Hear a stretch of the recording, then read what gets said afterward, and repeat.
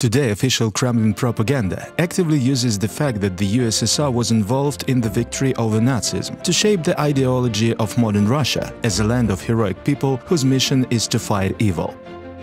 Они спасли Отечество, жизнь будущих поколений, освободили Европу, защитили мир.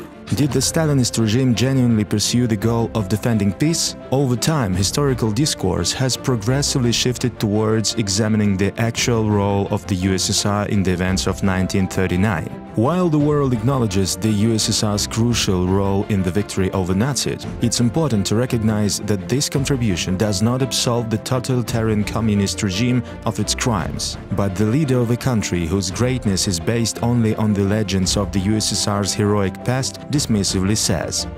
Ну, понимаете, это же недалекие люди, которые читать, писать не умеют. Несут всякую фигню там в Европарламенте по поводу одинаковой ответственности Гитлера и Сталина. Чушь это собачья просто. To dispel the last doubts and put an end to the Kremlin's demagoguery, a brief 5-minute immersion into the context of the mutually beneficial partnership between Stalin and Hitler is all it takes. On the 23rd of August 1939, just a week before the outbreak of the Second World War, two totalitarian regimes, the German and the Soviet, signed the Non-Aggression Pact between Germany and the USSR. This document is also known as the Molotov-Ribbentrop Pact, after the names of the foreign ministers of the two countries. Beyond the commitment to resolve conflicts amicably, the document included a secret protocol. Essentially, it was an agreement for a joint assault on Europe. The USSR and Nazi Germany had signed a joint plan for the future, or, in more mundane terms, a marriage contract. The secret protocol outlined the territorial division of Poland between the dictators. It also designated Finland, Estonia and Latvia within Stalin's sphere of interest, with Lithuania falling under Hitler's influence. Shortly after the pact was signed, on the 1st of September 1939, Germany attacked Poland. On the 17th of September, USSR troops invaded Poland unhindered by Nazi troops. And on the 22nd of September, the totalitarian allies held a joint parade in Brest to celebrate the conquest of new territory. The occupation of Poland by two totalitarian regimes concluded with the signing of the Treaty of Friendship and Frontiers between the USSR and Germany, which established a new border within Polish territory. This treaty complemented the Molotov-Ribbentrop Pact signed on August 23rd. After dealing with Poland, the newly formed partnership persisted in tearing Europe apart, sticking to the terms of the pact they had signed.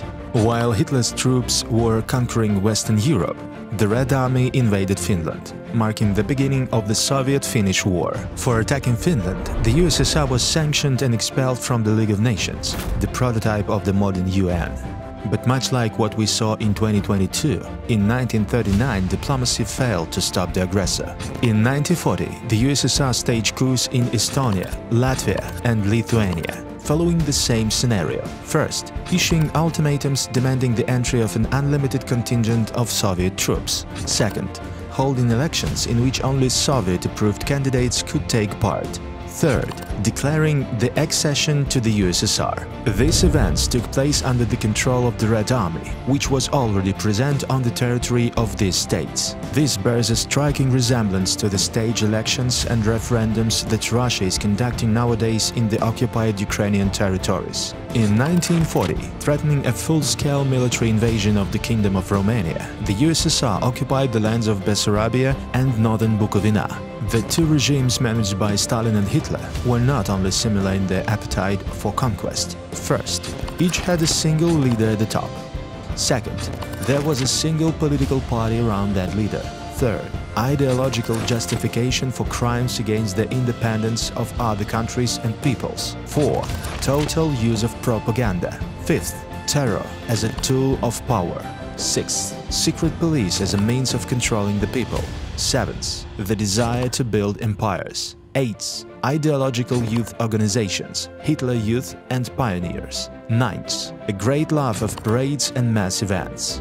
10. The use of concentration camps and deportations. 10 out of 10. These two guys certainly had a lot to talk about. Even after the war ended, Stalin continued what Hitler hadn't finished. The countries the Red Army had supposedly liberated were eventually occupied by the USSR and annexed to Stalin's empire. He set up a dictatorship there and deprived them of their freedom for half a century. Stalin also executed those whom Hitler had failed to kill. A notable example is Witold Pilecki, a Polish hero who actively fought against both totalitarian regimes and was executed by the Soviet authorities in 1948. Why bring up the past, you may ask? The unpunished crimes of the USSR are leading to a repetition of events in the modern world. In 1945, the USSR was able to do what Hitler had failed to do: build a totalitarian empire by suppressing the freedoms of nations for decades. And Putin today is trying to carry on the traditions of his totalitarian predecessors using their methods. Cult of personality, dominance of propaganda, assassination of political opponents, repression of dissidents, and imperialism, where neighboring countries become victims. American historian Timothy Snyder compares Russia's current blockade of grain supplies from Ukraine to Stalin's Holodomor, an artificial famine that killed millions. While history cannot be changed, we must prevent its darkest chapters from being repeated. The crimes of the communist dictatorship must be condemned, and their perpetrators must be judged accordingly. This will ensure that anyone thinking of committing crimes against humanity will know that they will not go unpunished.